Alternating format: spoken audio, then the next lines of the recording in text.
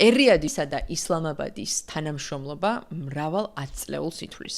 მაგალითად, როცა ისლამაბადმა 1998 წელს ბირთვული გამოცდები ჩაატარა, პაკისტანის ეკონომიკა თითქმის კატასტროფის ზღვარზე იდგა. ქვეყნის უცხოური სავალუტო რეზერვები $400 მილიონ დავიდა, მაშინ როცა საგარეო ვალი $32 მილიარდ შეადგენდა. ატომური იარაღის დატესტვის შემდეგ დაწესებულმა დასავლურმა სანქციებმა პაკისტანი გაკოტრების პირას მიიყვანა, მაგრამ ის სწორედ საუდის არაბეთმა იხსნა.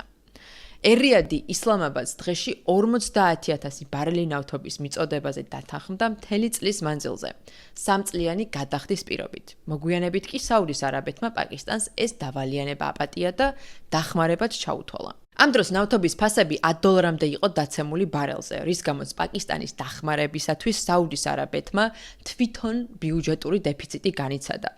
თუმცა, სწორედ ამ კრიზისულ პერიოდში გაწეულმა დახმარებამ შექმნა საუდი-პაკისტანის ურთიერთობების ფუნდამენტი.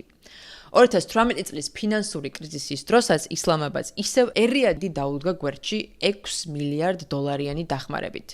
აქედან $3 მილიარდი საგადასახადო ბალანსის მხარდასაჭერად გამოუყო და დამატებით $3 მილიარდი ნავთობის იმპორტის დაფინანსებისათვის.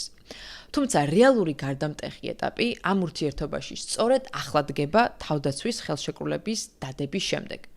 სპარსეთის ყურის არაბულ ქვეყნებს უკვე წლებია პაკისტანის არმია სანდო და ბირთვული შესაძლებლობების მქონე შეკავების ძალად მიაჩნიათ, ხოლო 2025 წლის მაისში ინდოეთთან მომხდარმა შეტაკებამ ეს რწმენა კიდევ უფრო გაამყარა. პაკისტანს სჭირდება ენერგეტიკული და ფინანსური მხარდაჭერა, ხოლო საუდის არაბეთს უსაფრთხოების ძლიერი პარტნიორი. ამიტომაც მათი კავშირი ერთმანეთის საჭიროებებზე დაფუძნებული სტრატეგიული ალიანსია. თუმცა ამ ხელშეკრულებას თან ახლავს უსაფრთხოების რისკებიც, რადგან საუდის არაბეთი დაპირისპირებულია ირანთან და იემენთან, ხოლო პაკისტანი ინდოეთთან და ავღანეთთან. აქედან კი ინდოეთის მიმართულება ყველაზე რთული და საინტერესოა.